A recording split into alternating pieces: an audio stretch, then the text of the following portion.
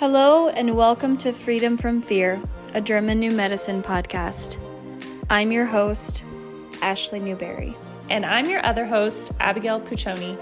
Please be aware that nothing discussed here on this podcast should be taken as medical advice. Consult your trusted professionals and your own inner knowing before making any health decisions.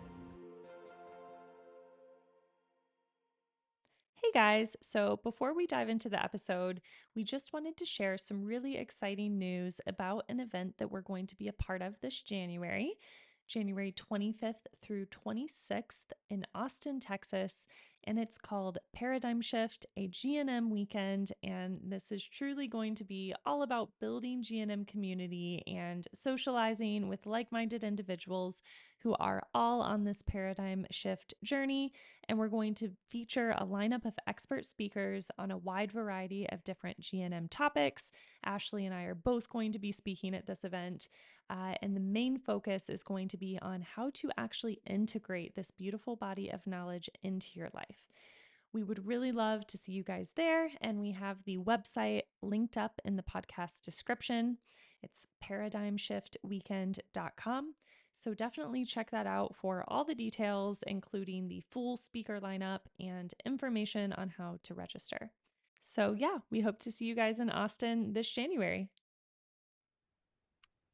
Hello, everyone, and welcome back to another episode of Freedom from Fear.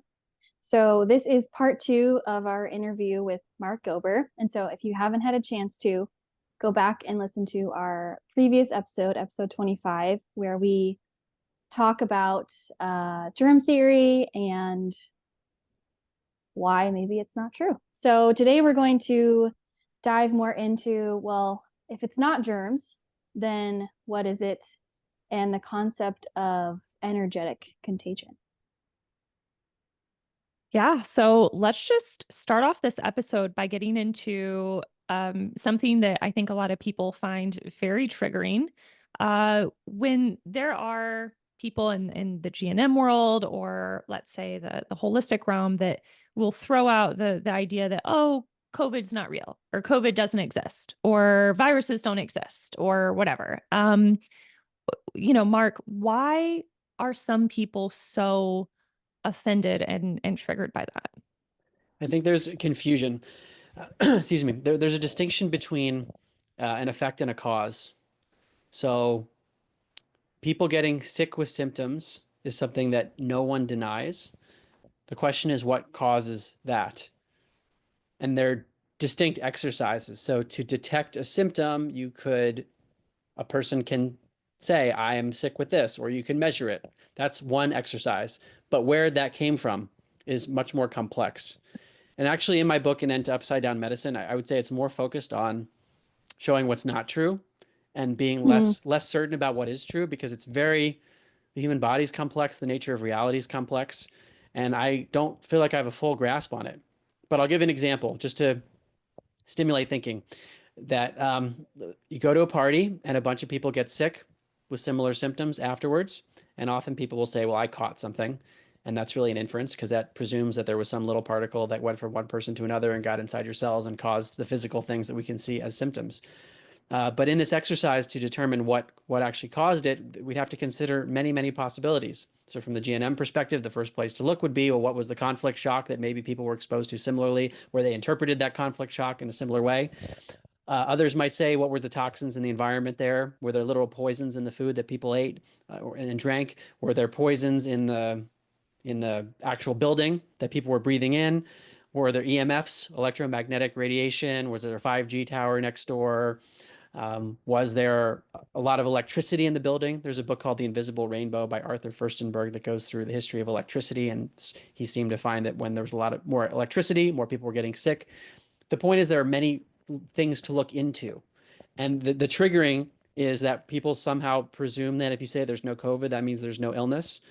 But like it hasn't been teased out in many people's minds, because when they hear COVID, they hear, well, we already know with certainty that it was a virus called SARS-CoV-2 that no one has ever actually isolated using the scientific method, meaning having an independent variable and proper controls, which we talked about last time.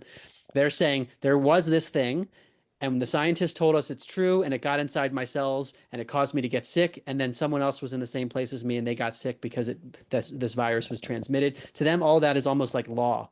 So when you say Mm, there's no COVID, most people haven't gone through the process of that. And then, like I said in the last episode, I've gotten this pushback too. Mark, who cares what caused it? People just want to know why they got sick, and they got sick, and that's what matters. Who cares whether it's this intracellular parasite virus or not? So it's a psychological issue in many ways of not having broken all this stuff down. Yeah, absolutely. And I'm sure a common retort that one might hear is, well, but how can you say that? Because my grandma died from COVID, right? Oh, well, this person died. So then it's almost like this offensive thing that you're not caring. Or if hmm you refuse to wear a mask, you're not caring about other people, or if you don't, get the jab or whatever. Which there's so many problematic things with even just with the concept of a vaccine, which I guess we might get into in a little bit, but I'm not trying to get too far off track here. Yeah, well, I think I want to break this down even more that when they say, well, my grandmother died of COVID, often they're believing the indirect metrics that they were told. Well, Right. she had a positive antigen or antibody test or PCR test. And what they're not realizing is that those tests are indirect ways of showing the cause or the believed cause of illness, but they're not actually direct because you would need to have a purified sample of the virus in order to show that anything is actually associated with it, whether it's a genetic code for any type of genetic test, whether it's an antibody or an antigen or a spike protein. All of those things would rely on having an isolated, actual purified virus sample first, which hasn't been done. And most people aren't aware of that. So they hear the indirect metric as if it's law. Positive PCR test and these symptoms. I had COVID. What do you mean there's no COVID? You're crazy. Yeah. Yeah. Well, and I think too, what's interesting is that when people are questioning, well, it doesn't matter. People are just getting sick. It doesn't matter what it is. But then if it doesn't matter, then why was there so much, media and social media and all of these restrictions, right? If it, quote, doesn't matter why people are getting sick, then why did we have the quarantine rule, the 6 foot rule, the mask rule, like all of these restrictions were again based on something that wasn't even able to be isolated. But then when people have that retort of, well, it doesn't matter, people are just getting sick. But then why all these rules and restrictions if the cause doesn't matter? Yeah. And some people are approaching just different questions. So for me, in writing my book, An End to Upside Down Medicine, I mean, COVID was certainly a big stimulus to get me to think about health, but I'm interested fundamentally in what are the determinants of health and disease. And Mm-hmm. that's not really an allopathic question, unfortunately. I mean, some would say it is in theory, but that's not how allopathic medicine approaches things. It's let's put a band-aid to get rid of Yep. these symptoms so you feel better and can go to work. And let's blame it on something physical because we have a materialistic, reductionistic view of reality where there's this one root cause, which is a bug, and we're going to give you one pill to kill it. I mean, I'm summarizing what is often unspoken. So Mm-hmm. instead, what I really like about the GNM approach is that it tries to break apart cause and effect. And it says, well, some people think this is the cause, but we actually have to consider this other thing. And often what people do, and I'm going to restate something I said in the previous episode, there's a logical fallacy called affirming the consequent, where people jump to a causal explanation of observations, where they see wet grass on the ground and they say, it rained last night. And then what happens? We have built a model of reality that it rained last night. And then any new observation that we see is going to be retrofitted into this model that it rained last night. We're Yeah. going to force it into that model rather than say, maybe the causal model that we have isn't correct and we should consider other reasons for these observations. Yeah, definitely. So maybe a helpful place to kind of start this conversation around, okay, if it's not viruses, if it's not contagion, then what is it? Because I know that people are going to be asking, well, when there's a group of people and they all got sick at the same party, that seems an awful lot like that proves the theory of contagion. So maybe Ashlee, do you want to go into the fourth biological law and just share about the GNM perspective on contagion, and then just so that you guys know in the audience, we will be questioning even German new medicine in this episode. We are going to be looking at what Dr. Hammer thought as far as, the cause of disease and even the seeming phenomena of contagion. We're going to look at how he explained it from, this purely GNM perspective. And then we're also going to be poking some holes in that and questioning that and going a little bit further.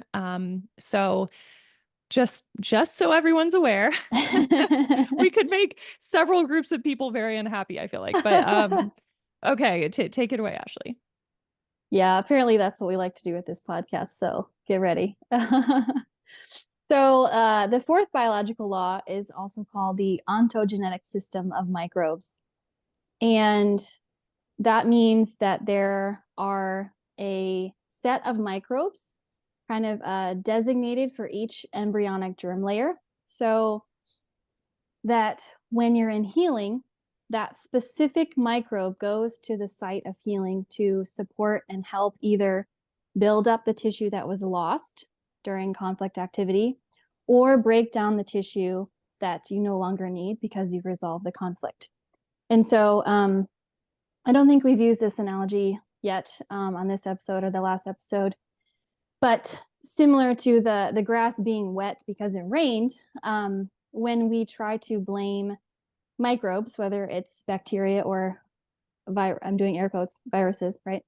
That it's like blaming the fire truck for the house fire.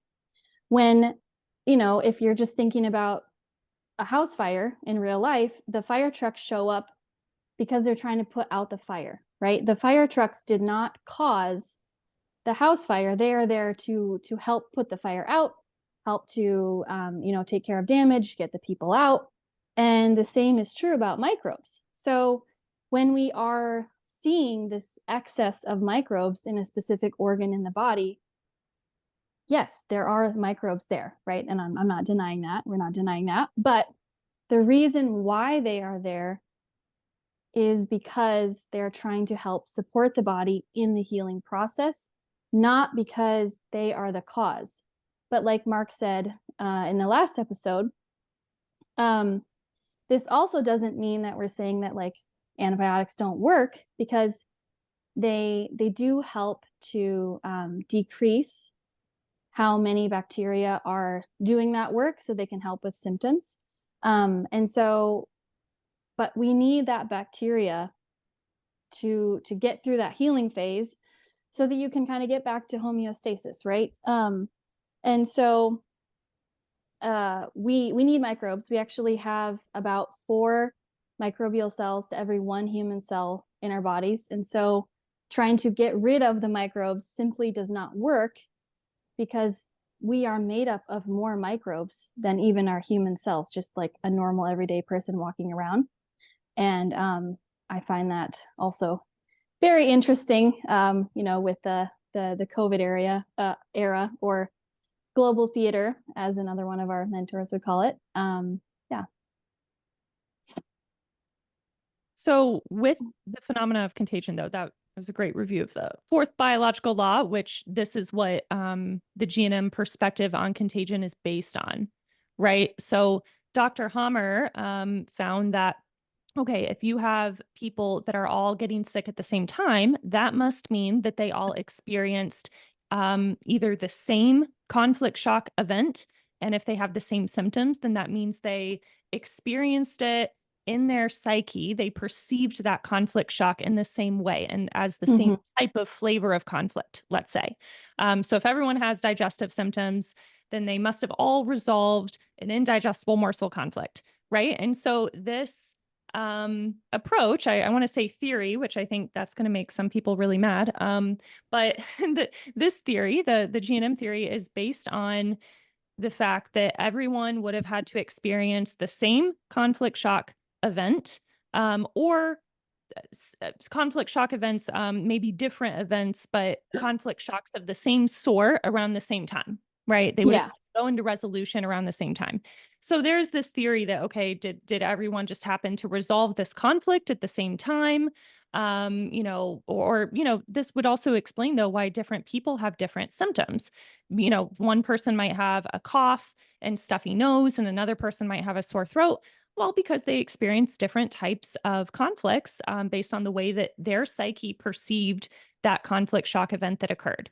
So it could be, like I said, the same conflict shock event or things happening around the same time. And then everyone just so happens to kind of resolve things like one after the other, which there is, I think, an element of what we'll talk about in a moment with energetic contagion. And if we're in an energetic state of resolution where we're chilling out about things, we're coming to peace about things, can that be quote unquote contagious, right? Can that energetic state be contagious? So we'll, dive into that a minute and let Mark speak on that. But from a purely GNM perspective, you would have had to have a conflict shock and then go into resolution to have the symptoms of being sick. And so with this phenomena of contagion, everyone would have had to experience a conflict shock of the same sort, which I think that is definitely plausible in a lot of situations. But I think that there are also ways that we can question that, especially, which I do think that Dr. Hammer did talk about this. I'm not sure to what extent, but this concept of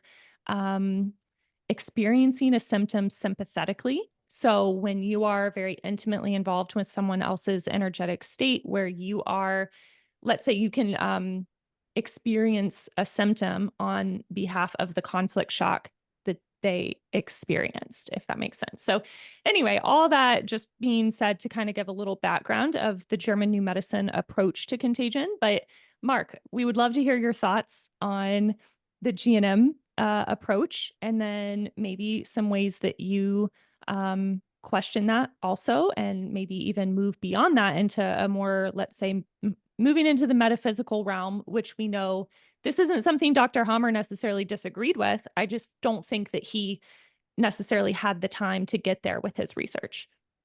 Well, I would say generally speaking, I'm very open to and interested in GNM. I mean, I talk about it in my book and into Upside Down Medicine, and I mention it in my latest book and into the Upside Down Cosmos. So it's definitely top of mind for me in my own life and just how I think about health in general. And to me, what's most interesting about GNM relative to many other theories is the physical evidence of the lesion in the brain that corresponds with the emotional shock, which corresponds with the organ. And you can see that link. I haven't seen that level of physical evidence anywhere else. So it's very compelling from that perspective to me. But I, before I even learned about GNM, which was about a year ago, and then I wrote about it in an End to Upside Down Medicine, a lot of my focus was on the nature of consciousness and the nature of reality. And then I applied it to fields like politics and other things.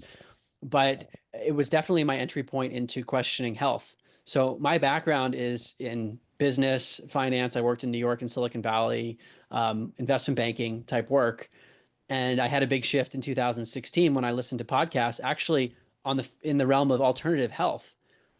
And I heard things about basically psychic phenomena, basically like telepathic abilities, people encountering interdimensional intelligences, stuff which to me was totally insane.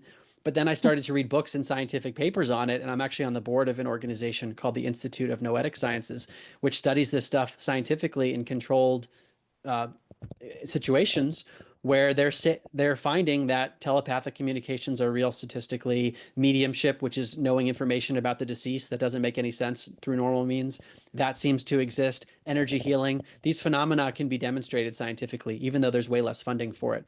So I've come in from that perspective always. And when I learned about GNM, what was very compelling to me also was the notion of consciousness affecting physical health. Wait, you could have a conflict shock and that relates to something in your body. That totally makes sense to me because I was looking at alternative consciousness anyway. And I was challenging, starting with my first book, An End to Upside Down Thinking, I was challenging the materialist view of reality, that the universe is fundamentally material. That's what they would tell us. They would tell us, mainstream science and mainstream medicine, that there was a Big Bang 13.8 billion years ago. It filled the universe with these particles of matter, and those pieces of matter started interacting with each other. And then after a random process of all these interactions, you end up with DNA and RNA, which lead to the evolution of organisms like human beings. And at the very end, our consciousness pops out of the brain that developed after all these billions of years. That's the materialist view, which says that everything starts with matter. And what I was learning was challenging that view. And was led to a place where it seems like everything is actually consciousness. Hmm. And the material world that we call material is actually just made of consciousness, and we're interpreting it as material. And the brain, while it's very much involved in our conscious experience, is not producing or causing consciousness, but it's an interface for it. So the brain is like a receiver, an antenna that's picking up consciousness, or a filtering mechanism that's restricting it somehow, but it's the interface that allows us to experience life. So that's the lens that I was starting with in 2016. And I was looking at like Reiki and how is it that if I change my own psyche, does that change my consciousness and meditation and all these sorts of things? So I think there's a lot of overlap with GNM, but then there is this metaphysical lens too of like the quote unquote paranormal. I don't like that word because paranormal implies that we know what normal is. And basically, from a materialistic lens, materialism is normal. But I'll give an example that I mentioned in the book and into Upside Down Medicine that seemed to have a metaphysical slant to it, but probably could be explained by GNM in some way too. So I'm curious to get your thoughts on it. But they're telesomatic events. These are instances where often people who have high levels of emotional closeness, like identical twins, where if one of them gets physically injured, the other one who was not physically injured exhibits the same symptom. So in my book, I quoted Dr. Larry Dossey, a medical doctor, who talked about these twins. One was burned, and the other one had a burn symptom.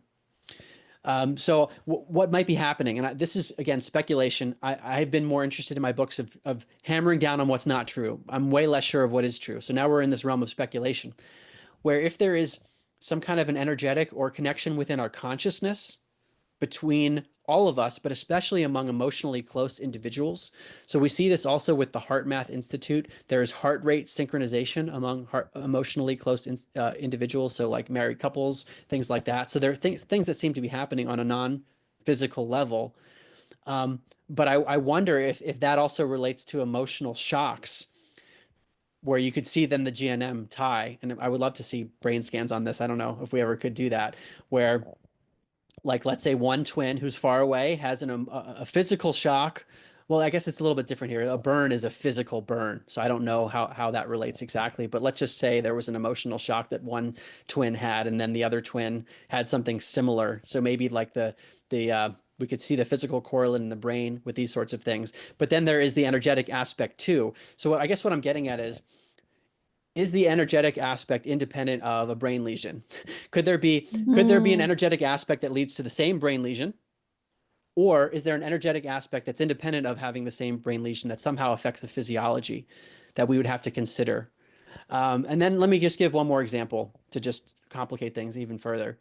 The University of Virginia has been doing work on children that seem to have memories of a life that's not their own.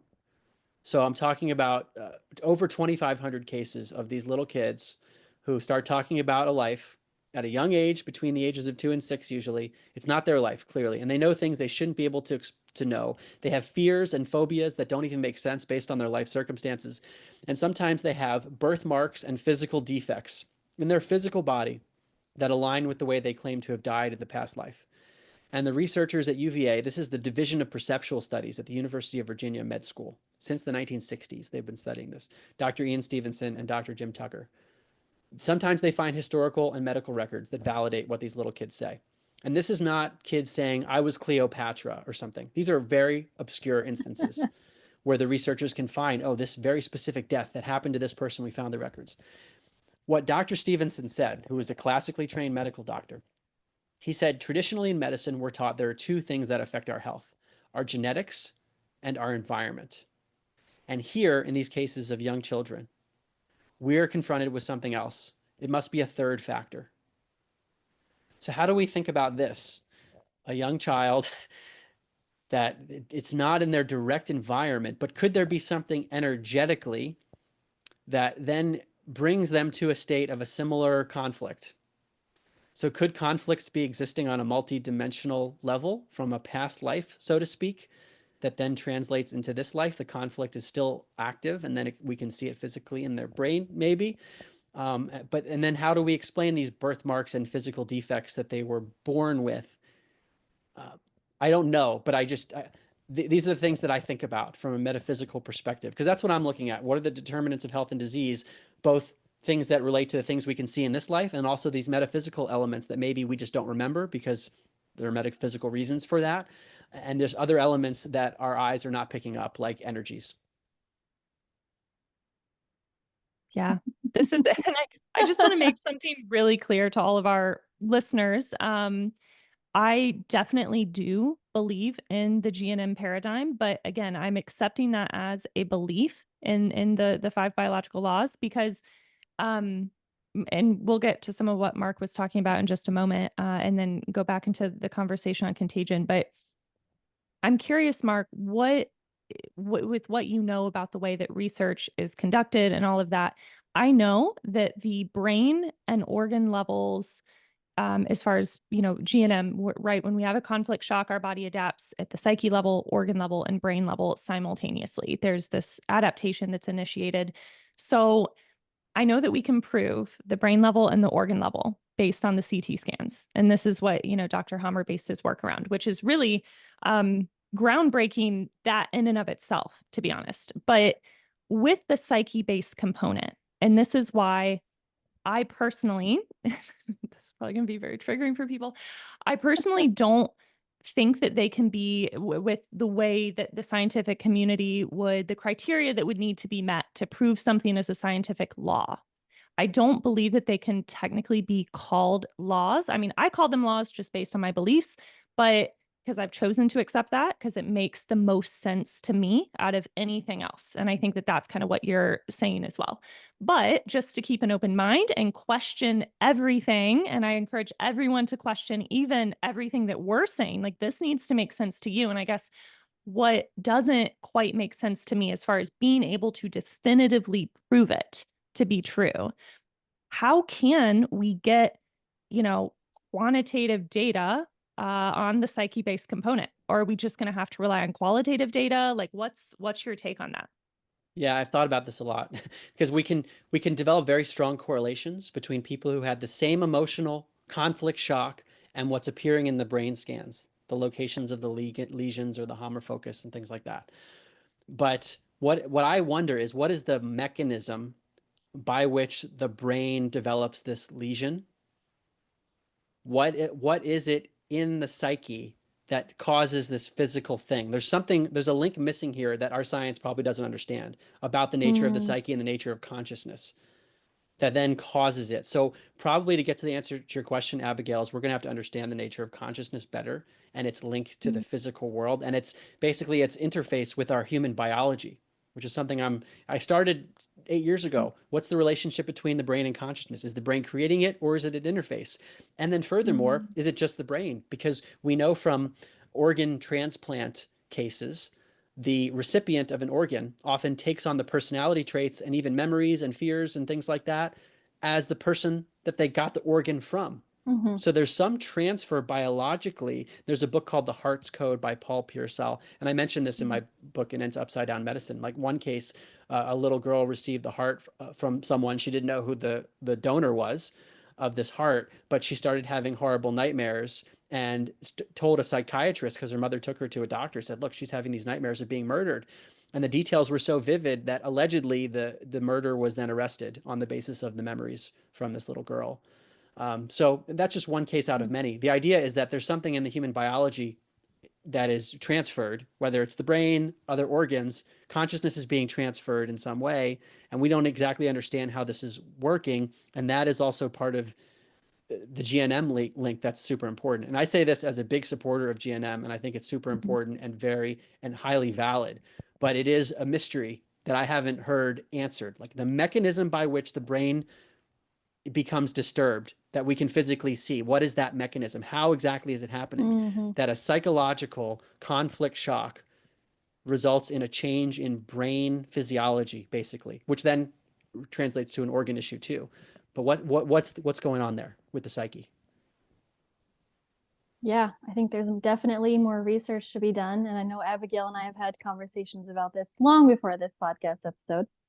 Um, because yeah, there's more to be studied and there's more to learn. And which is why Abigail and I say on this podcast, probably every episode, like question us too, question, does this stuff make sense to you, instead of just taking our word on it? Because in order to really kind of have this foundation of German medicine, like the best way to learn it is to see it through your own lens of experience. But yeah, I mean, I can't really answer that question either, Mark.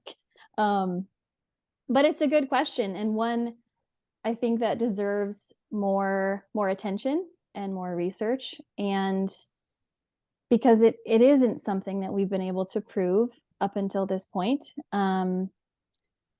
Even though from my own experience and working with clients, like, I see that correlation, right? Where person A and person B have the same conflict, they have the same physical symptoms, and they had a very similar experience. They had a, similar conflict shock. And, I'm not looking at brain scans in my practice, but, if I were to have their brain scan, it would show a hum or focus in a similar area, depending on what the conflict was. It's going to show up in the same area.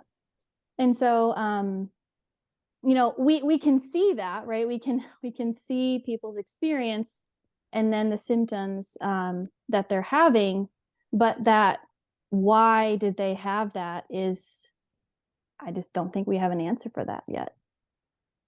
It's similar to the issue of people getting sick at the party with similar symptoms after returning from the party, and trying to distinguish between correlation and causation. Yeah. And understanding the exact link and being very precise on what's just two things that are co-occurring versus knowing why they co-occurred. And I think it's ultimately a metaphysical question. That's my guess. There's something about the nature of consciousness that is not well enough understood. That until we do, it's going to be hard to explain exactly the mechanisms by which the psyche relates to brain and organ issues. Yeah, well, and I think the going to a party, right, and then people after have similar symptoms. Something that I've thought of about this specific situation is that I think, because I actually hosted some really fun parties during the COVID era, and people actually thanked me for having parties. And some of my friends, had some symptoms after, and nobody ever, like, quote, got COVID. But what I think is partly what's happening is that, especially during the COVID era, there was so much pressure on, isolation, and like you're not able to be with other people. There was so many restrictions that that I'm hypothesizing that when you all come together and you finally can reunite and like actually be with other people and commune and not and have that emotional isolation piece kind of removed from those three criteria that you need for a conflict shock, like it makes sense that like naturally you're going to possibly have some type of resolution if you're conflict active, before this social gathering, because like, oh, I can finally like hang out with people, I can see people, I can, hug people and talk with people and just like be with other people, which as humans, we are designed that way. We're not designed to live in isolation, live on our own, and never, communicate or be around other humans. And so, I think that's a big part of it as well. That would be hard to explain, in terms of specifics. But yeah. So I actually have a little client story that I know she won't mind me sharing this. We've talked about this a few times, but she was telling me about when her and her family got, quote unquote, COVID. And, I was like, okay, well, like, tell me about that. What was the timeline? Did everyone get sick at the same time? Like, what was going on? And so her and her husband and her two kids were going on vacation. And while they're on vacation, her husband gets sick. So her husband, and again, I'm assuming we can't know this definitively, but it sounds like there were a lot of conflicts going on at work. And so lo and behold, when you go on vacation, he gets sick, gets symptoms. and isn't able to do all of the fun family things that the kids were really looking forward to doing with him on that trip.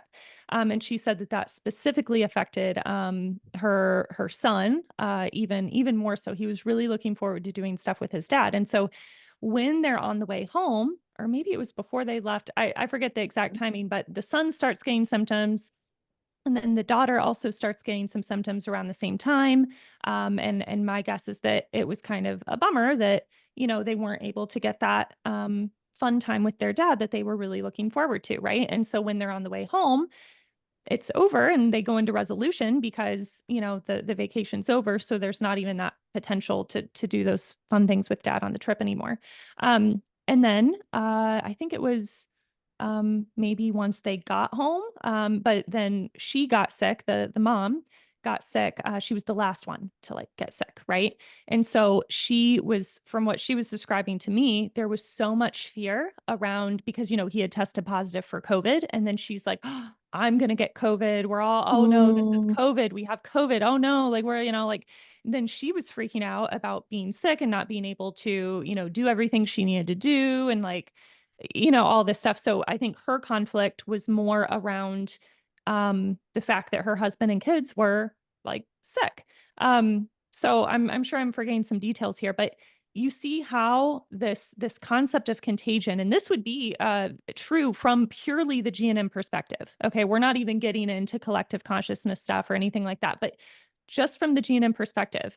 And actually, my husband came up with this term. He said he calls it chain conflicts, where my conflict, me being in a conflicted state, can often cause a conflict for him. Because when I have a conflict going on, or maybe I'm in a healing phase and that's, annoying to him because now he's having to take care of more stuff around the house or whatever, then he experiences a chain conflict he calls it a chain conflict. This is not an official GNM term, where me being conflicted or in a state of resolution and having symptoms makes life not so fun for him, right? So, he maybe then experiences a conflict from that. So that actually, to me, I'm not going to say in all cases of contagion, but in a whole lot of cases of contagion, I do think that, this concept of like chain conflicts does explain things pretty nicely.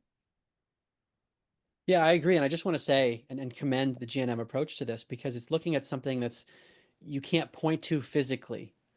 Whereas mainstream medicine, in its reductionistic approach, wants to just look at the physical things, which is Yep. valid too, but it wants to look at all the toxins at the party and the electromagnetic stuff coming from the wires and everything, things you can point to.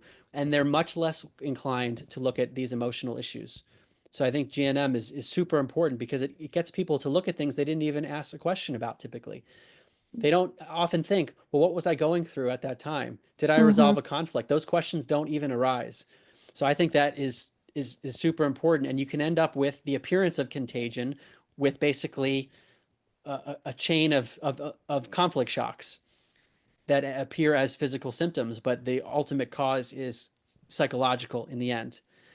Um, and then I want to talk a little bit more about some of these energetic issues too, because I think they can tie into GNM as I've learned more about GNM.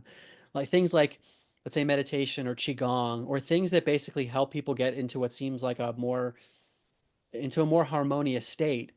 It might be that in those situations, the reason that it helps is aside from the energetic effects, which we should talk about too, potentially the metaphysical, like some kind of chi energy, but it might make people less inclined to experience a shock in the way that they would have before.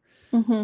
So it is ultimately totally compatible with GNM. Is that something that might have caused a major conflict shock actually doesn't even cause a conflict shock Yep. because they have approached life in a new way because of these things that appear to be more metaphysical. And maybe there's an energy that flows into that makes them less inclined to experience the conflict shock. Yeah, I use that term with clients about like your emotional threshold. So like if your emotional threshold is here and in order to have a conflict shock it has to be above that, well, what are ways that you can raise that threshold? And right, like meditation, or getting out in nature, or any of these other things that can just help support you in your day-to-day life, like tools essentially. um but there's not really a way to prevent a conflict shock overall, because by nature, it's something unexpected, something shocking. But if you have kind of this higher threshold to deal with things, maybe something that in the past, like you were saying, like would have caught you off guard, would have been this unexpected thing, you're able to just maybe even immediately laugh about it, or just like it doesn't even phase you when something similar that would have happened, maybe a year ago, you would have had a conflict shock and then possibly like a long healing phase. And so I think that's what's great about these tools and these things that we can do to support ourselves in our daily life is they can just help you become more resilient so that life can keep still going on, and you're more okay because you're able to kind of move with it instead of just kind of being in this resistance mode. um I like to use the analogy of like partner dancing. And if you're partner dancing with your partner and you're just kind of being a statue and not, as the female, if you're not letting the man lead and you're just kind of like being a statue, well, like he's just going to bump into you or like knock you over and it's not going to work, right?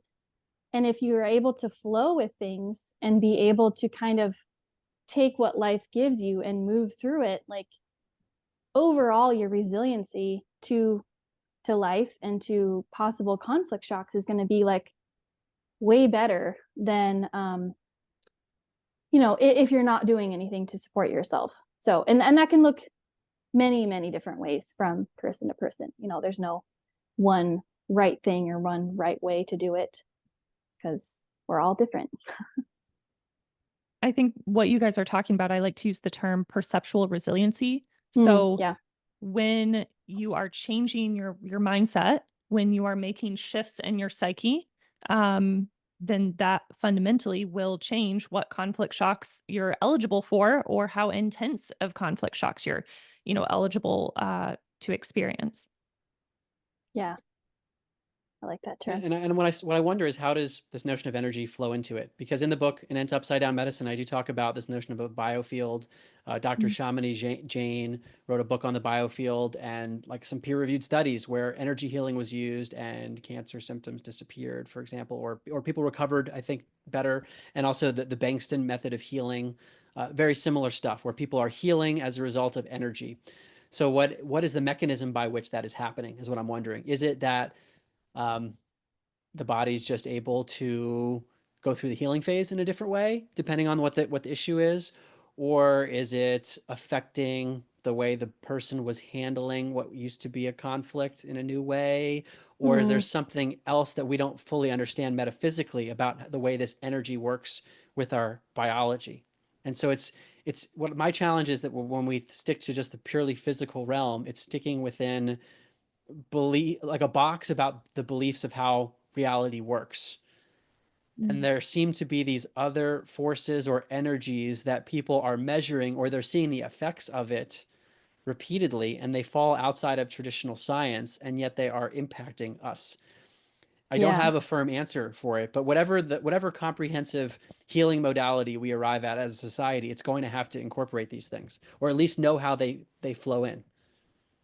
Right. Well, and I think this concept of the biofield, even during the COVID era, as you refer to it as, this whole concept of the 6 foot rule, the 6 feet rule, between people, like why 6 feet, and is it arbitrary or not?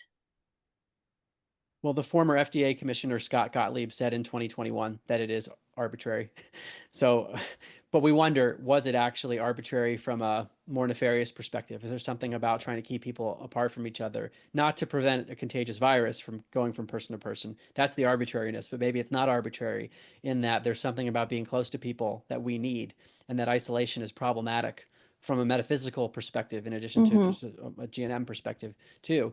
That's when you're actually around people, there's something energetically you're picking up because we are beings that are not meant to be by ourselves all the Yeah. time. And if there is a biofield that extends actually beyond our bodies and our eyes don't see it, and maybe it includes things like prana and chi and all these things traditions have talked about for a long time, or the etheric bodies and layers of body, there just might be other things that affect our physical form that we our modern science isn't fully aware of. Yeah. Absolutely. I think there's so many questions. And I think for some people, this will be a very frustrating episode to listen to because there's so many more questions than answers. But honestly, guys, like this is why we're so passionate about doing the podcast in this way, is because we believe in always continuing to question and go deeper and not approaching any set of beliefs in a dogmatic way, which is why I am a huge fan of Dr. Hammer and his discoveries. I think he was brilliant. I think that he probably had a lot of these very similar conversations that we don't even know about. Like, I think that he probably had a lot more nuanced, thoughts and beliefs about all of this that he was kind of, tinkering around with, right? And questioning Mhm. and thinking through. And perhaps some of this is even in his literature that I just can't read because, most of it's in German. This So is there's German. right. There's probably a lot that I haven't even learned yet and that I don't know. So when I'm saying like, oh, this is like the GNM approach on Contagion, I'm not saying that this is the totality of what Dr. Hammer thought and here's the Yeah. limitations, but rather based on purely the 5 biological laws, this is theoretically the explanation for Contagion. So it's not that we're necessarily disagreeing with that. We're just wanting to say, okay, does that make sense to us? And what Yep. else might be contributing, which I think Dr. Hammer would have questioned as well. What is contributing to this psyche-based component in our perception? Like what primes our perception, and even getting into like what Mark was mentioning, past lives, right? Or Mhm. generational stuff, or and I know the very common kind of question that can come up is with twins developing in utero, why one might experience some developmental, defect based on a conflict that the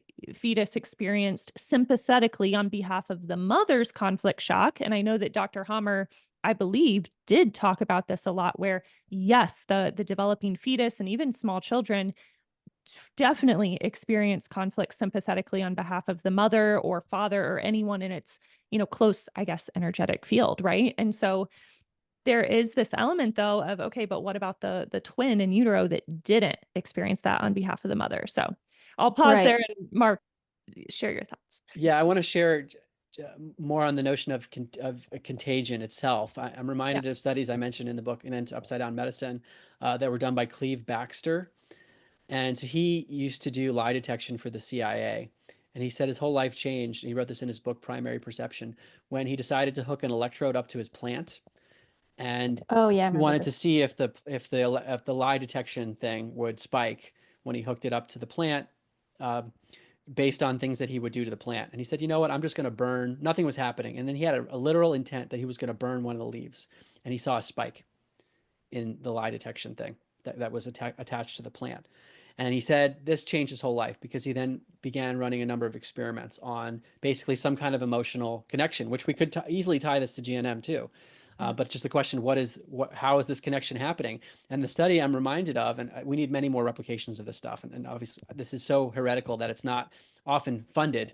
But he ran studies with yogurt. So there's live bacteria in the yogurt, and he took some of the yogurt out of the main source and put it in a separate thing. And he put penicillin in the separate yogurt thing while he had an electrode hooked up to the original source yogurt. I believe this is how he did it. And he found that when he put the penicillin in the yogurt that he had taken out, which was killing bacteria in this other petri dish, the source yogurt spiked. That's the one that had the electrode connected to it. So the implication is that there was some emotional connection, but that almost like these other pieces were members of its family that were separated from the beaker that had the source yogurt, and yet the source yogurt spiked when it wasn't affected by the penicillin itself. Directly. It Yeah. wasn't directly affected by it.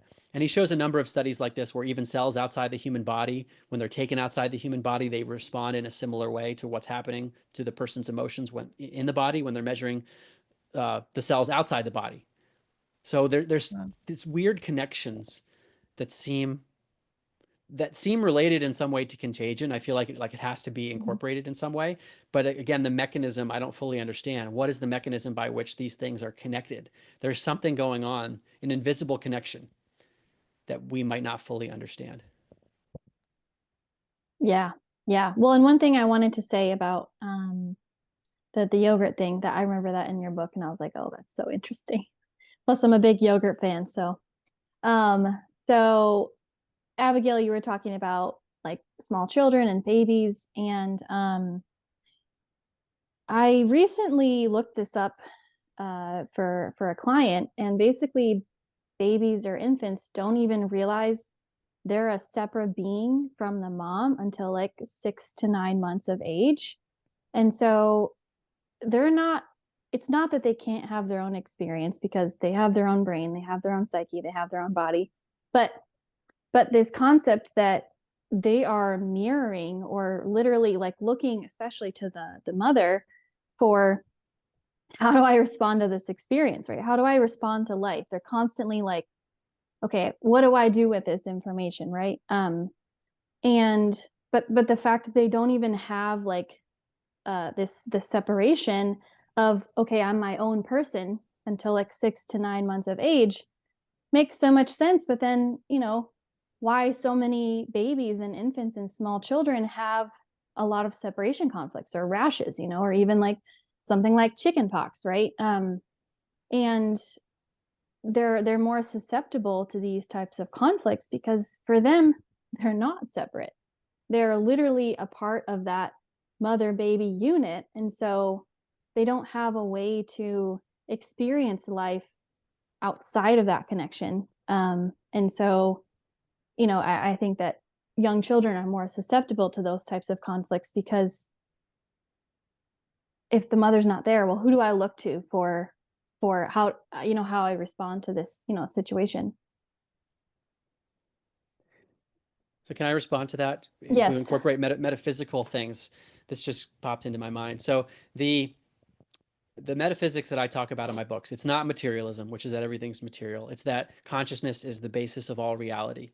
And the best analogy I've come across, and this is an analogy, so reality is probably way more complex, but his name is Dr. Bernardo Kastrup, a philosopher in the Netherlands, who says that all reality could be likened to a stream of water, where water is analogous to consciousness, this infinite stream, and each of us as an individual is like a whirlpool within the stream. So we have the sense of being an individual, but we're fundamentally interconnected as part of a bigger consciousness.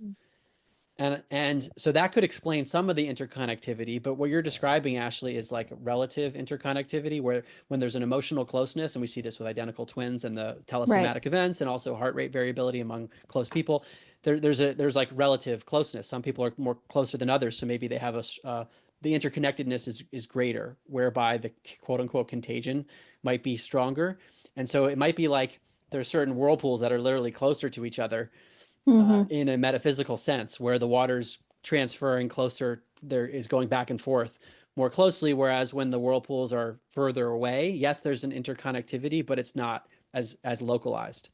Yeah. Would you Yeah. say because it's not as localized, it might not be as strong? That would be the hypothesis. Yeah. And so Okay. I'm thinking of some studies on telepathy. So this is mind to mind communication. I'll give the classic example. And this has been shown to be true at a level of 6 sigma statistical results, meaning it's more than 1,000,000,000 to 1 odds that this is just happening by random chance, meaning Mm. it's highly likely this is actually telepathic. So the study puts two people in different rooms. One person's Bob, and he's just told to sit in a relaxed state. Sometimes he's given a blindfold. He's just chilling out, basically. Another person is Jane, and she's in another room. She's shown an image by the experimenters, and the experimenters ask Jane to try to mentally send what she's looking at to Bob in the other room. And Bob and Jane are not claiming to have any special psychic abilities, and they're typically just college students, so they're not even necessarily friends or emotionally close or anything. But the person in Bob's room, after a while, after Jane has been trying to mentally send this image to Bob, Bob is shown 4 different images by the experimenters. And the experimenters say, one of these is what Jane was looking at and she was trying to mentally send to you. Which of the 4 was it? Mm.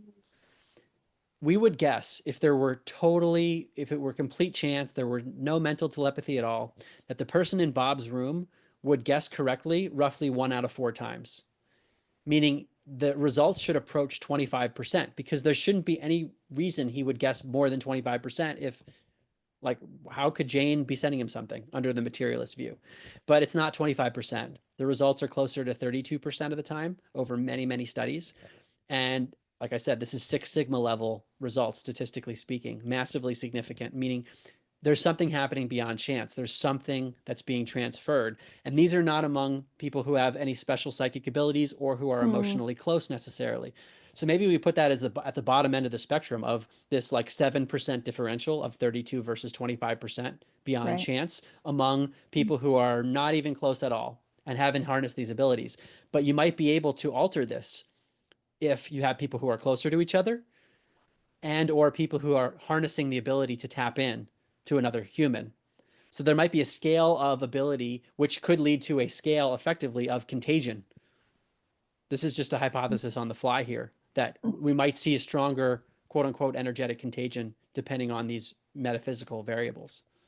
Yeah, That's interesting. wild.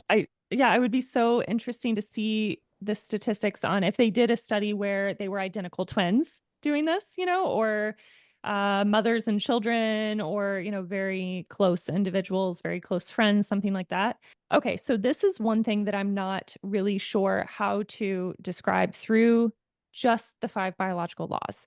I see that there's a lot of possibilities here with collective consciousness and kind of everyone's in a certain energetic state that makes them more likely to experience certain types of conflicts. I can see this being true, but when, say, the example I gave earlier, where it's very obvious when it's this kind of chain conflict where, one person has, symptoms and then someone else is, oh no, I'm afraid of getting sick. Oh, I'm afraid of getting COVID. Oh no, I was around someone that had COVID. Like that can be a conflict shock, right? Mm-hmm. And I'm using COVID as an example, but this can happen with anything. You find out someone's symptomatic, you can experience a conflict over that.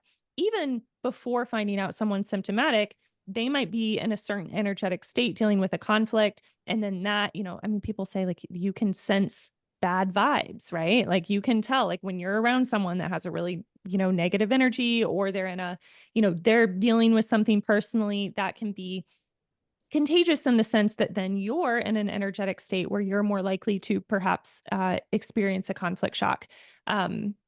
Again, or, even in a state of resolution where someone has recently chilled out about something, right? And then you can become symptomatic if you also chill out about something. But what I see happening with this is that it's more like one person and then another person, and then, like where it's kind of a chain effect, like dominoes, like they're not all getting sick at exactly the same time.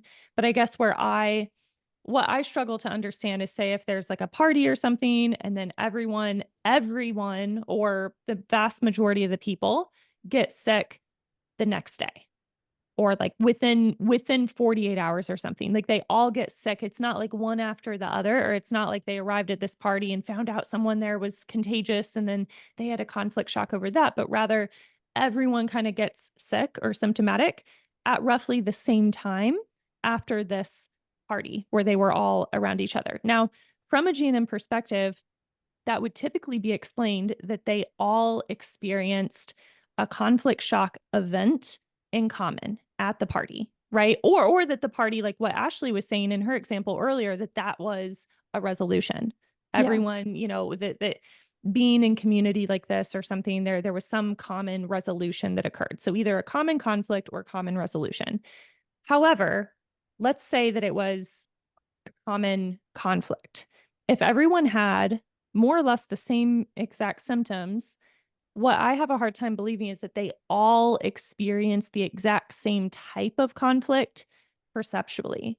Or with, let's say, with Ashlee, with your example of where the party served as a resolution, that they all, resolved their conflicts. Why would they all have like the same symptoms, right? I'm thinking of like the stomach flu or something that's like, contagious. Why would they all have resolved specifically an indigestible morsel or territorial anger or something? Why? Because we know people experience things in very different ways. Perceptually, we all have our kind of go-to conflicts. I often find are kind of meta conflicts that we tend to have. So specifically with chronic issues, but you know, why might people experience the same symptoms kind of all at the same time. That's the one thing that I kind of have trouble wrapping my head around sometimes. Okay, so a few thoughts. I don't know for sure, but from I'll start with an energetic perspective. Like there's this notion often in like energy among energy healers of protecting your field. The idea that if you haven't adequately learned how to protect your own energy, you can be very susceptible to other people's energies. And it's rarely the case that every single person at a party gets sick. At least it's been in my experience. There's usually a cluster of them, so it's not even 100% of people within the same environment. But let's say a bunch of the people at the party, say 10 people went to the party and 6 of them got sick or something. One of the people at the party might have had a really toxic energy, and it had the effect of messing with those 6 people's energy fields because they were not well equipped at protecting their energy, and therefore they experience that energy in a similar way, which maybe even then brings you to a GNM thing where it like sort of harnesses the shock, an energetic shock, let's say, but it ends up being a conflict shock in a sense. Another, and maybe all of these things are considerations depending on the situation. So it could be some combination. Like maybe not every party has the same thing. But manifestation basically. So if all reality is consciousness, to some degree, you could alter reality with the way that you're believing things and actually bring things into reality. And sometimes this can happen in a non-linear way. So it's very rare. I mean, there might be some enlightened masters that claim to be able to do this, where they are able to like manifest a little ball of something out of thin air. Most people aren't doing that, but they might shift their consciousness and have an expectation, and then that reality becomes true in some way. So I'd want to know at these parties, was what did something enter the psyche of a certain group of people where they end up actually manifesting it in an indirect way, and then they experience that as a shock, perhaps, through the thought of the manifestation or something like that, like some kind of imaginative element. I mean, from the perspective of just consciousness, ignoring GNM and the brain correlate, the actual Hammer focus, there's a phenomenon known as psychokinesis, which is the mind impacting matter. If all reality is consciousness, it would make sense that reality would be malleable by definition because nothing's actually physical. And the classic study is this is also in the Six Sigma category, more than 1,000,000,000 to 1 odds against chance, where people, and this was done at Princeton University and a bunch of other places, there are machines that are called random number generators. They generate zeros and ones in a random fashion. So over time, the machine approaches 50% ones and 50% zeros, totally random. And what the experimenters ask people to do is to try to shift reality with their mind, with their intention. So with their intention, they'll say, I want you to try to make this machine produce more ones than zeros. You can't touch the machine, do it with your mind. And these are ordinary people, and they're able to do it. The machines behave slightly non-randomly, more ones than zeros. It's not 50-50 quite, but it's a little bit more. It's not 90-10, but it's more than chance would predict. So it's highly statistically significant. So there's something about the way the mind has an intention and the physical reality around us, even among people who aren't claiming to be super psychic, that I think would have to be incorporated in this exercise too. And then on the more traditional perspective, and I would imagine many people, especially those not familiar with GNM, they would ask the question, like, let's say a bunch of people at the party were exposed to a food that had some ridiculous amount of arsenic in it. Isn't that going to affect their biology? Some high level of a toxin, we know that is going to have an effect, or some acid, like we know that acid will burn through something. That in certain situations, could there be some more physical correlate? Or we know that the electromagnetic field can have certain physical effects that that could complement GNM explanations. But I would say many people listening to this conversation, especially those not familiar with GNM, would ask that question. Yeah. Definitely. And I think even through the lens of GNM, we acknowledge that those things, like different physical factors, are either in the exception category, where if it's a true poison, it would need to affect everyone equally, is the thing. So when we have other things like, say, EMFs that are clearly not affecting everyone totally equally in terms of being symptomatic, I do think it's plausible that they play a large role in our overall health and resiliency and just overall state of wellness. That there are different things out there. Obviously eating maybe super low quality foods, not getting any sleep, not getting any good movement. These are all things that can impact our resiliency, and perceptual resiliency also, when we are doing things to boost our or to actively try to change our minds, or to cultivate healthier mindsets, and healthier beliefs, right? Because this is all going on at a subconscious level, with GNM. All the conflict shocks are happening subconsciously, so that's also, I think, tricky to really conduct a lot of research on it, is because people will say, "Oh no, I didn't experience that type of conflict," because this is subconscious. They're not always Mm-hmm. consciously aware. Um, so I think that's another like tricky part of getting good data on this. Yes, and along those lines, if we want to take subconscious to the metaphysical, what if it relates to a quote unquote past life Right. that we're not even consciously aware of because we have some kind of amnesia to it? And then some might invoke the notion of karma, which you could kind of tie to past lives, which again, this was studied at the University of Virginia, and their conclusion is there seems to be something like reincarnation going on because we can't explain this any other way. Why children would have Mm-hmm. such strong memories that we can validate and physical birthmarks and deformities that have no other explanation, this other factor.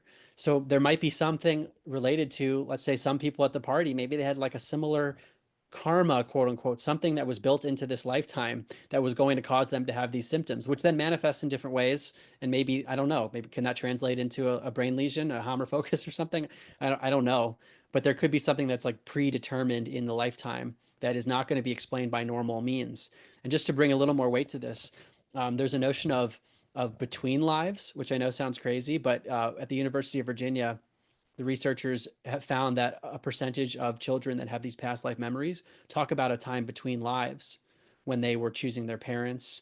And Mm. often there's reference to choosing life challenges before birth, that by entering a certain family, you're probabilistically, you're more likely to face these challenges. And then it's up to you how you're going to deal with them. So it's not fully deterministic, like you have an ability to navigate and make decisions. But the point is that there's something built into the lifetime before we even get here, it seems, and we are even affected by these other quote unquote past lives, or some would call them simultaneous lives because there is no time. But in any event, these other dimensions of reality. And so could it be metaphysical that that it was going to happen because of these circumstances that you all needed to have these symptoms at that time? Hmm. Yeah, that's such an interesting perspective. Um, the past life thing fascinates me. I personally I'm not against it, but I feel like I haven't had enough experience personally or with clients, with this type of thing to like really have a full opinion on it. Um, and I just haven't done the research like you have, but I can't remember which one of my GNM mentors talked about it, but she would I think it was Andy Lockmear's actually. She talks about that, like, yeah, past lives are could definitely be contributing to your experience now, and that like the brain lesion that you have is because of the brain you have now and the life you're living now. So I also wonder to like what extent, kind of like what we've been talking about, is like to what extent is a past life kind of influencing your current life, but not necessarily causing conflict shocks, because you would still, in order to affect your current brain, you would still have to have a conflict shock like in this lifetime, even if you had a past life where, let's say, you were killed or burned at the stake, or whatever exactly happened. So I always thought that that was really fascinating, that like even though it could be potentially affecting you, like in order to show on the brain scan, like you would still have to have a conflict shock in this life. Um, yeah.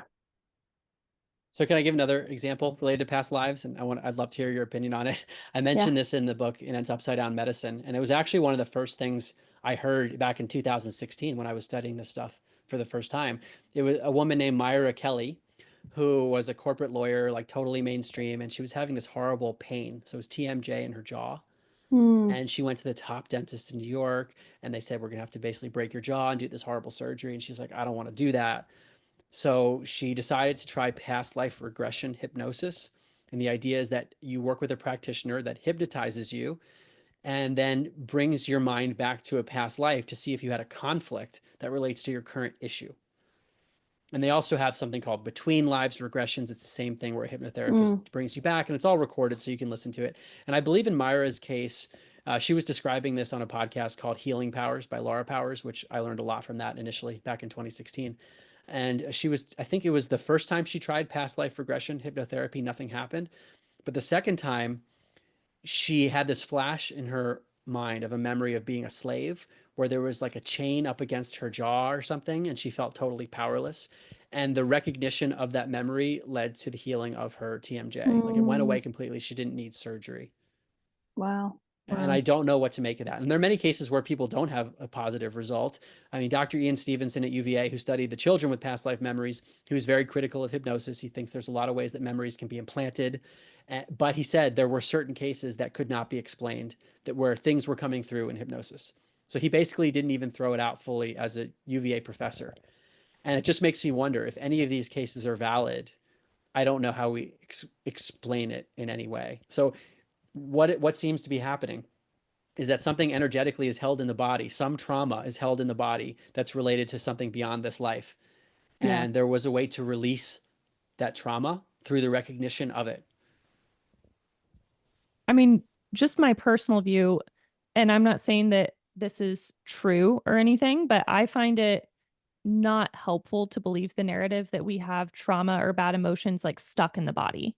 I just feel like that imagery for me is not necessarily like helpful, but I think what's really fascinating about this case is that what like say whatever's going on in past lives, um that I think primes our perception to then be eligible for like certain types of conflict shocks. That's the way that I would, I guess, explain it. Or maybe we can experience conflict shocks in past lives that then get resolved later. But I guess instead of like, oh, like it's stuck in the body or something, more where this like your perception has been primed to like maybe it's more stuck in the psyche, I guess is what I'm saying, as opposed to like, oh, it's, some people there'll be the narrative around like, oh, I have this anger trapped in my liver or something. I guess for me it makes more sense that, oh, I see the world in a certain way based on past lives, culture, family, the way I was raised, my parents' views, all this stuff, right? That primes me to experience things in this way. And potentially even conflict shocks can get passed down, but it's going to like be initiated in the psyche, I guess. That's like my best guess, I guess, but I don't know. Like what's your take on that? Yeah, I mean, so the psyche / consciousness, something was stored in her consciousness. Yeah. And we were seeing a physical manifestation of this jaw pain, of Right. feeling powerlessness. And maybe that was being triggered or reactivated by circumstances in her life that activated this latent issue in her psyche. And then it unlocked, I don't know. I mean, it was the morning after her regression that the jaw pain went away. So it was a pretty quick response where something was released in the psyche and then the body was released thereafter. Well, and I also think from this particular case study, and we just talked about it well, now it's 2 episodes ago since this is part 2, but we talked about the difference between perceptual and practical resolutions. And I think something like past life regression sessions or hypnosis, I think it can be supportive in shifting your perspective. But my opinion is it's not that past lives don't exist, but I still think that like it would still be connected to something in the present life. And because we don't have her CT scan, it would be there's not really a way to like measure this or kind of see this more in depthly, because similar to the correlation between the conflicts and then how it shows up in the brain, we don't necessarily have like a way to study that so far either. So I think this whole conversation is hypothetical, and it's hard to have any real data on it, because I think the way we'd have to study it is, okay, if people are doing these past life regression sessions with a coach or someone that specializes in that, and if we also had a head CT, I feel like that would help just maybe understand more of this stuff. But because we don't, it's kind of all speculation, in my opinion, and hard to answer.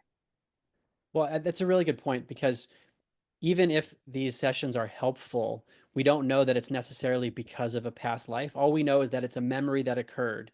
And the memory could be an analog or a metaphor that is somehow helpful in releasing a conflict. Yeah. So maybe this memory that Myra Kelly had of being a slave in a past life with a chain up against her jaw, maybe that was a metaphor for something that she was experiencing in this life, and that was the way her psyche showed it to her. It wasn't a literal Yeah. past life. And so we have all those things are possibilities. Well, and I Right. think even the dreams that Dr. Hammer was having about his son, right? Even how he got into German New Medicine was, or how he started mapping everything out was because he was having dreams about his son that had passed away. So I think, dreams can show us things, past life can show us things, like there's all these other things besides just our material day-to-day life that we experience in the five senses. And I think that there's also most likely an element of, okay, it's still affecting you here and now. And so your psyche is still trying to process what's happening in your life here and now, even though we can have all these other influences. But my opinion is it's still affecting us in the present in some way, and then leading us to conflict shocks and then, symptoms. Well, and that's where I think some people can get really discouraged too when they're trying so hard to go back to like, okay, I need to like try to look for a conflict of when I was in the womb or when I was a child or whatever. And I'm like, look, if you're dealing with a chronic conflict, we need to look at the here and now, what's going on in your life Yep. that's allowing this to still be a chronic conflict. What is, so it sounds like she was dealing with a chronic TMJ pain, right? So she was in a hanging healing. And so this conflict, she was entering resolution at times, but it kept running on loop. It's like, you kept re-stabbing the wound every day. And so there was something about perhaps the level of support that she felt from this practitioner or something that shifted in her subconscious that pattern was able to be that whatever thought pattern or belief pattern, whatever that was kind of giving that conflict oxygen to continue running on, something shifted that was then no longer relevant to her when her perception shifted in that moment. And so I think theoretically, whether it's past life regression or hypnotherapy or there's so many different types of, talented healers and energy workers and different types of therapies and modalities that I think any of them theoretically could be used to, um, help someone, kind of, I don't want to even say go into resolution because they're already going into that, but rather to stop a chronic conflict. Yeah, I totally agree. So going back to Contagion.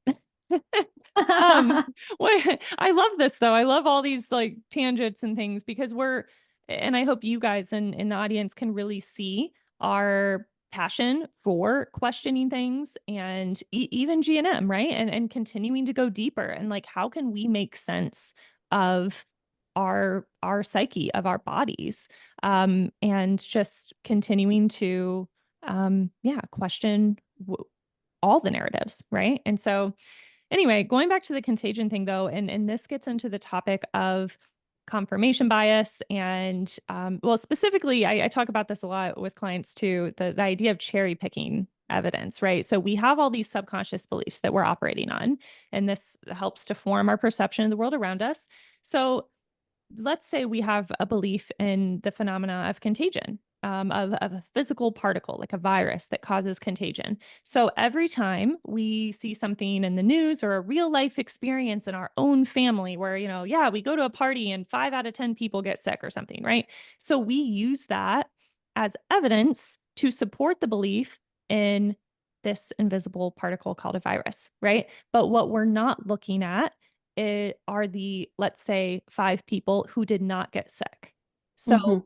that is a little, inconvenient for our belief system, let's say, because our brain likes to confirm what it already believes to be true. So when we're questioning this narrative that many of us have been raised in for our entire lives. And all of a sudden, we're starting to question things. You know, I guess, Mark, can you talk a little bit about that, about the importance of looking at the things that prove those current beliefs to be wrong? Yeah, it's a really important point that I think gets overlooked, especially with COVID. We all experienced this where there was a party and a bunch of people got sick, but it wasn't 100% of the people. So we're told, we see that. And then at the same time, we're told on the news that this is so contagious, but they were all at the same place at the same time. How could it be that they all didn't get sick? Mm-hmm. Explain that. These things are not compatible. So then what happens? And Dr. Tom Cowan, a medical doctor who speaks about this no virus position, he calls it inventive reasoning, where you end up inventing a whole bunch of things to basically preserve the initial model. Well, yeah, it is Mm. that contagious, but those people had certain types of antibodies because they had been exposed to it before, so their body was able to protect it. And this is all on the basis of a virus that has never been purified. It's never been shown to exist on its own using the scientific method, meaning there's never been an independent variable and proper controls. And yet there are antibodies that are associated with this thing that's never been established scientifically. It's all you end up making it up. Instead of saying, well, maybe the model's wrong. We see the same thing with vaccines, actually, where a lot of people get sick after the vaccine, but then there are a lot of people who took the vaccine who didn't get sick. And we see this with children too. I mean, there are a lot of Mm-hmm. possibilities. We know with COVID, and there were some examples on mainstream news outlets that said there were batches of vaccines that were just water. So there could be different substances in what's labeled as the same vaccine. It might actually be a different thing that's being injected. So that would be an important variable to consider. But maybe there's more than just, I mean, from a GNM perspective, we'd have to think about what's the conflict associated with giving an injection, especially for little children that might be very Yeah. afraid, and all the fear from the mother and the doctor that it's around that we have to consider. So I think what you're getting to is the notion of anomalies generally. And that's what I'm interested in too. If we want to have a comprehensive model of health, of the nature of reality, of cosmology, there can't be little things that don't fit the model. Yeah. Otherwise, the model's wrong. And I talk about Yep. this in the cosmology book. It's interesting. The cosmology came after the book on medicine because it's the same stuff in cosmology. It's the same stuff in consciousness where there are these logical fallacies of, well, yeah, there are these little anomalies. Let's sweep them under the rug. Oh, let's jump to this one causal model, even though there could be others.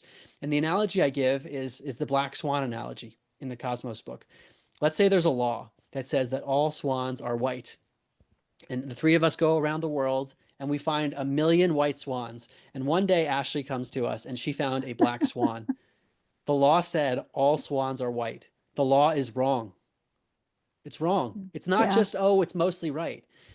No, it's wrong. So that's what we have to get to, whether it's contagion or other things in medicine. Like if there's an anomaly, we have to be able to explain it. We can't just sweep it off to the side. Right. Well, and I think that that falls under what you were just talking about, Abigail, with perceptions and beliefs. And I mean, you even see this if, you get a new pair of shoes or get a new car. Like now, because you're aware of it, you're seeing that same car everywhere, whereas maybe before you never knew it existed, right? Or you get a new pair of shoes and now you see everyone has those shoes, right? So when you're looking through that lens of whatever the belief is, you're going to look for evidence for it to be true because that's how the subconscious works. And that's where like it's if you have an understanding of German medicine and you can have life experiences where you're around people and you don't get sick. I mean, when I worked in the hospital, I didn't always follow the isolation protocols because I was learning about German medicine and I was like, it's fine. I said I felt like for the patient, it was more important for them to see me without all this protective gear on and for me to connect with them because I wasn't afraid of whatever they had. I'm like, no, I'm going to be fine. I rarely got sick, even though I was around all of these very sick people all the time. And they were coughing on me, touching me, with all their different bodily fluids and stuff, like I was around people that were exhibiting lots of different types of, quote, contagious illnesses. And I was rarely sick when I worked at the hospital, even though if this contagion theory is correct, then why wasn't I getting sick from every single thing, right? Um, and something I also wanted to bring up, kind of along this topic, is this concept of an immune system, right? Where people would say, like, oh, well, I didn't get sick because, I have a strong immune system, whatever that means. Or, people at the party that didn't get sick because they have a strong immune system. But from the GNM lens, we realize that there's really no such thing as an immune system, or not in the way that we've been taught, that we need to fight these bacteria and fight the illness in some way. Yeah, would love to hear your thoughts on that. Yeah, it's a really important point because immune system has a specific connotation in medicine, which is about fighting germs, Mm-hmm. and that we have these antibodies and other types of cells that are here to help us fight microbes. Whereas sometimes the term immune system is used more loosely to just describe the body's ability to heal more generally. But arguably, if germ theory is not correct, and we talked about this in the last episode, there's a lot of reason to believe that it's not correct, then the notion of immunology is actually a faulty field of study in the same way that the field of virology is not even a real Mm, field of study. So it's not that effects aren't there are things that are being observed for sure, but the causal model that they're coming up with is probably not correct. So it's a recontextualization of what the body is, like, and that becomes a metaphysical question too, but then also how the body heals and resolves. So I'm much more comfortable with looking at the body as, first of all, a spiritual vehicle. That's what I think it is. And that's the brain's not producing consciousness, but we're somehow receiving consciousness in our body. And then we are receiving signals in many ways about where to go or things to look at in our life and in our psyche. And the body seems to reveal those things to us. And the GNM lens is very much compatible with that. That mm, there's something that we are dealing with, and we could say it's just on a psyche level, but to me, that's a spiritual level. Our consciousness is trying to overcome something, and our body shows us things to alert us to that. And yeah. then it has a system of being able to resolve that. In many cases, we would call those a symptom. So it's more what one might call an immune system is basically that whole process being enacted. It's not fighting germs, but it's helping us deal with things in a spiritual sense. Yeah, I mean, and that's the fifth biological law, the quintessence, in its essence. Um, that my personal view and our view on the podcast about GNM is that we have these conflicts to work through to evolve on a personal level, and then also collectively to further our consciousness, further our evolution, as individuals, as a species. And that's how we learn, that's how we grow. And so the notion that we need to protect ourselves now, not from germs, or toxins, but protecting us from conflict shocks, right? Which that's a whole other can of worms, which we'll probably do a whole separate episode on. But like that, actually, by trying to protect ourselves so much, can stunt our evolution and growth. So I think we need those things happening in our lives to kind of push us forward, and without them we would be stagnant. Right? And if they weren't conflict shocks, like not everything, not every people experience situations in different ways. So one thing Mm-hmm. might be a conflict shock to you that's not to me. So Right. it's pointing us to where we are naturally needing to evolve. Yeah, exactly. Like Yeah. by what is still shocking to us, what is a conflict that shows us something within ourselves. Right. Totally. And I think too, something that might be difficult for people to understand, just, even kind of summarizing this whole conversation, because I feel like we went down so many great little tangents, which is fantastic because this truly is what this questioning process is all about. But and just being honest about the fact that we don't have all the answers. And Mark was very clear about this in both the first episode and I mean, our last episode, the part one, and then this episode too, is that we can pretty confidently say that, okay, germ theory, based on current scientific evidence, they don't have proof for this. We know that this does not make sense and this is not true, right? But what is true? Like what actually does cause contagion? And through the GNM approach, we know what causes disease and symptoms. But more specifically, what accounts for the seeming phenomena of contagion. And so we've explained a little bit about the GNM perspective on this with the, well, okay, everyone must have just experienced a conflict shock. I think I'm still open to that being totally true, right? But then also, what is the element of are even playing a role in what conflict shocks we are eligible to experience, looking at the collective consciousness, looking at our energetic fields, looking at, okay, like the people in our energetic fields that we're like closer to, like even women with cycles syncing up. We see this phenomena of, okay, something, or even with yawning, right? Like there's something going on there that we can't fully explain, even I would say we can't even fully explain this phenomenon just through the lens of GNM.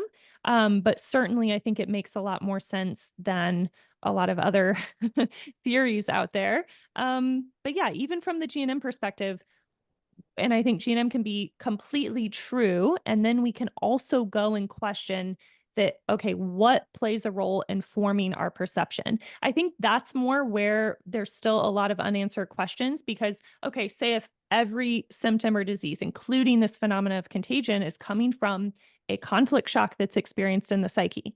Well, what makes certain people more likely to experience certain types of conflicts versus others, or some people where they get sick more frequently than others. They're more frequently conflicted, but why are they experiencing a conflict as a can't swallow conflict versus a territorial fear conflict, right? And so that's where we really get into the metaphysical realm and what makes us who we are and what shapes our perception. So I feel like there's not a great tidy answer like, oh, here you go, this is exactly what causes this phenomena of contagion and we can explain every single instance, but rather kind of zooming out a little bit and seeing the bigger picture of what's going on. And instead of just looking for the external baddies,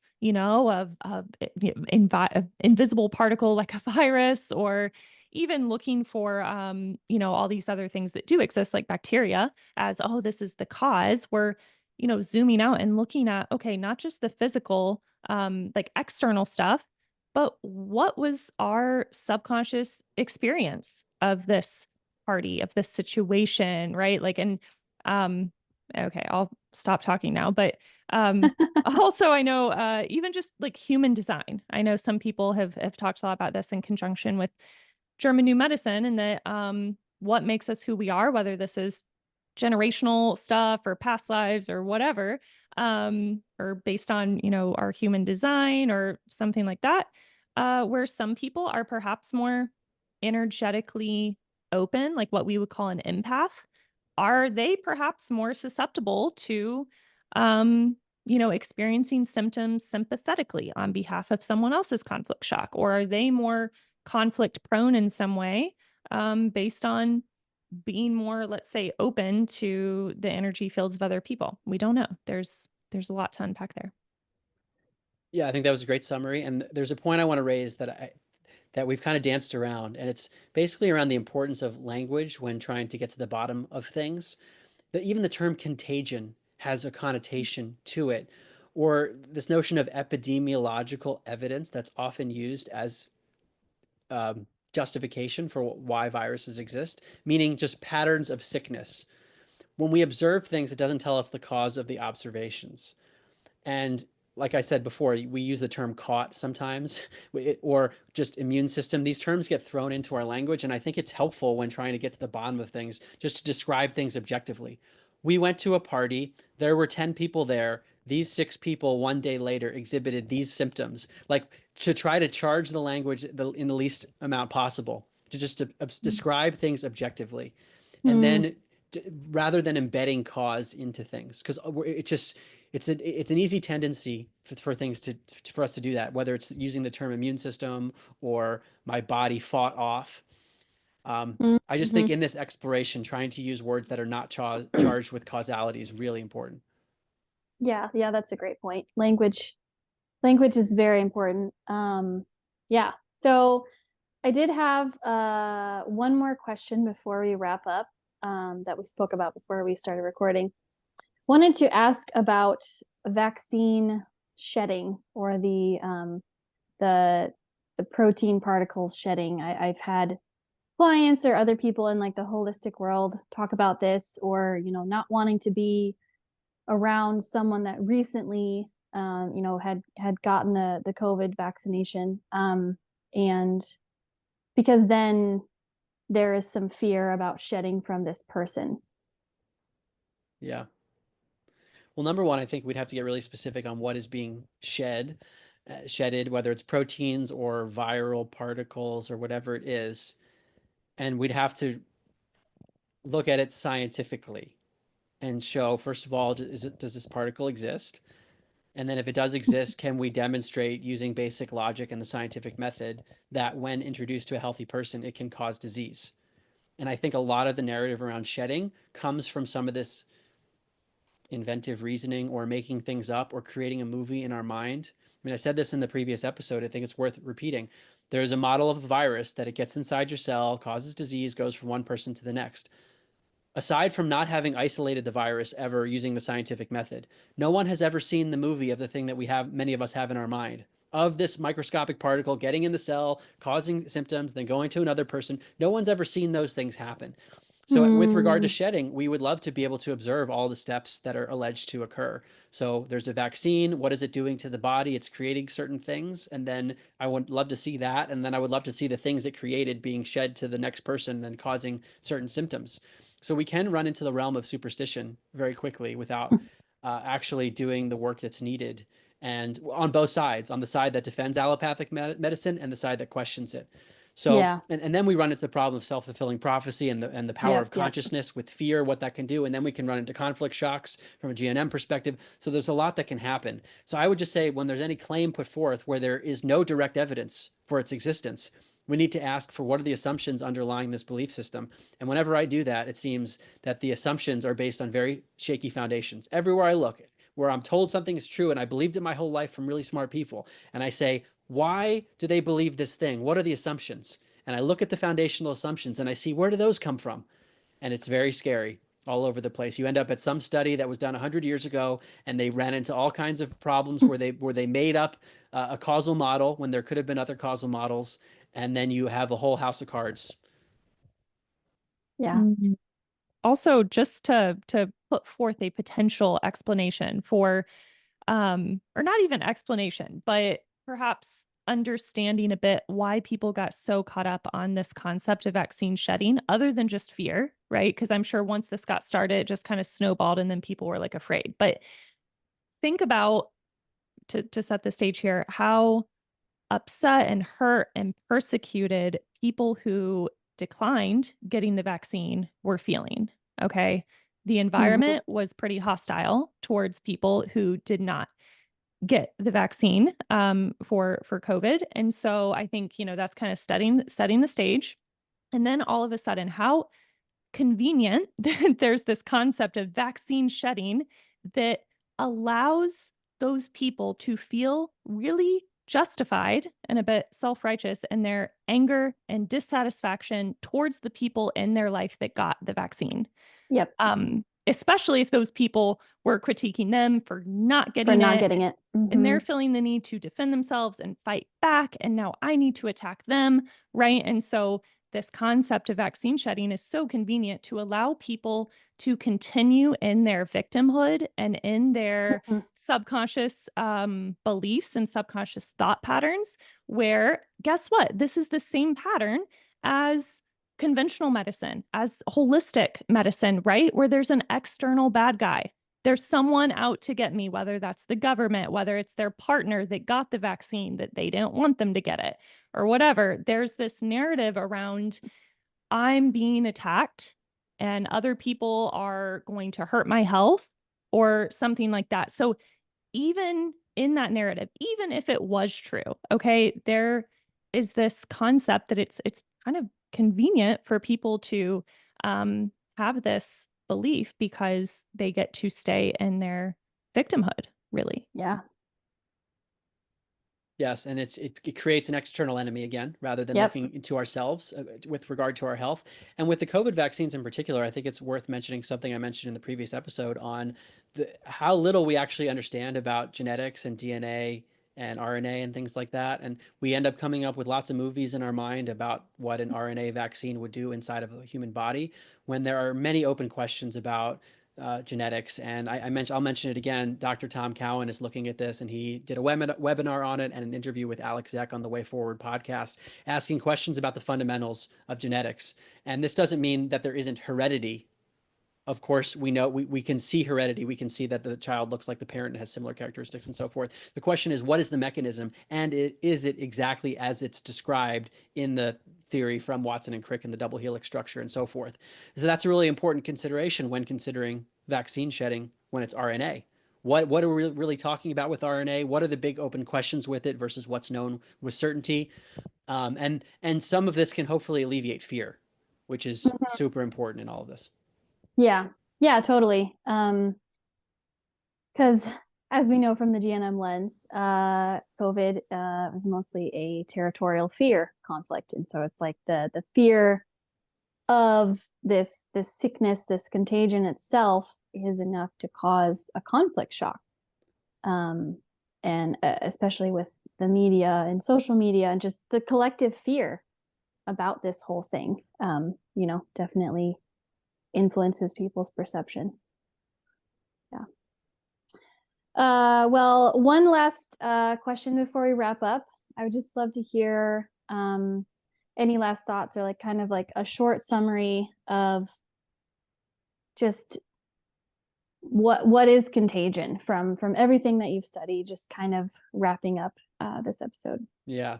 So if we define contagion as an appearance, contagion is the appearance of, well, it's a lot of people exhibiting similar symptoms who have been in a similar place at a similar time. That's basically what contagion means without the charge of the mechanism, because contagion seems to imply a mechanism. What is it? I would say, I don't know, but we have to consider many factors. Okay. We have to consider what were the conflicts that people were potentially undergoing and the way that they responded to those conflicts. We have to consider the physical environment, the toxins, the electromagnetic stuff, the electricity, anything else that was there physically. And then the metaphysics has to be incorporated. What's going on in terms of past lives, in terms of energies that we don't know. I mean, the way I conclude my book, An End to Upside Down Medicine, trying to create a comprehensive model for like why do people get sick. There's a book by Don Lester and David Parker called What Really Makes You Ill. And they came up with these 4 factors. I think I'm getting it right, but it's toxins, electromagnetism, nutrition, and stress. I believe those were the 4, but they came up with these 4 categories. And I try to generalize it to incorporate things like GNM and other areas, but basically physical toxins or injury and psychospiritual injury. And because injury is big enough to incorporate anything. And I think that goes for contagion as well. What are the physical factors in which someone was injured and the psychospiritual ways in which someone was injured? And without knowing the specifics of any given situation, it's hard to say. And there's a tendency for the human mind to want to generalize and say, in this situation, this always happens. And from GNM, it's so specific to the person. And we really have to understand their history. And then when you incorporate the metaphysics, who knows what else we have to consider. So I think with regard to contagion, we should resist the temptation to generalize and really get to the specifics of what was going on physically and psychospiritually for that person. I guess what I also kind of hear you saying there is to focus on asking different questions than what we've been conditioned to ask, right? So instead of like, well, what virus did I contract, or like who was I with? What was the timeline here? Like to ask more questions about what was going on internally, like what was my subconscious experience of being at this event or being around this person, or just what was going on and the time in my life that I, quote unquote, got sick or something like that. So, considering other factors than what we've been told to believe, really. Right. And looking at the things that we can try to even identify, because a virus is something that we can't even identify. We Right. can identify what was going on in my psyche, what was in my immediate environment, and try to itemize those things and be really comprehensive. Like, what were all the things happening in my life? That's not a question I ever thought to ask really with this stuff. Mm, I mean, to some degree, I used to, because I worked in investment banking in New York, and there were symptoms that emerged at different times, and I knew stress was related. I wasn't thinking about it as a GNM person. So in certain situations, people, even a mainstream person like me, would be inclined to think about stress. But when it comes to an allegedly contagious issue that the media is presenting to us as contagious, I think people tend to latch onto that and then don't ask these other questions. yeah, totally. Yeah. Well, thank you so much, Mark, for coming on and for a fantastic 2-part series. Like Ashlee said earlier, if you have not yet listened to our first conversation, the part 1 of this, definitely give that a listen, and make sure and check out Mark's books. He's written several fantastic books that will really just get you kind of questioning things even more. If you're willing and ready to go down some rabbit holes here, it will really blow your mind. And yeah, I just so appreciate someone, like you, Mark, who is not afraid to really question the status quo and the mainstream narrative. I know that that's not easy or comfortable thing to do in our society.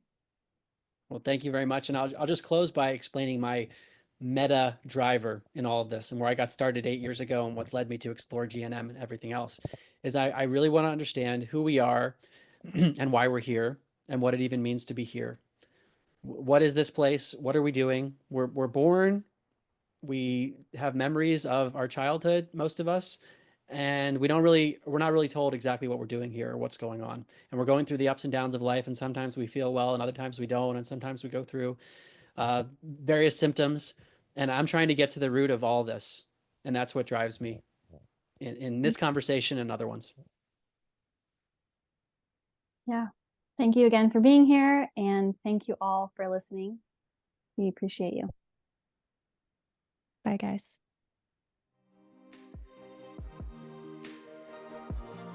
We hope you enjoyed today's conversation. We appreciate you being here. If you would like some additional support in navigating your health symptoms, we both provide coaching services from a German New Medicine perspective. Our Instagram handles and personal websites are linked in the podcast description.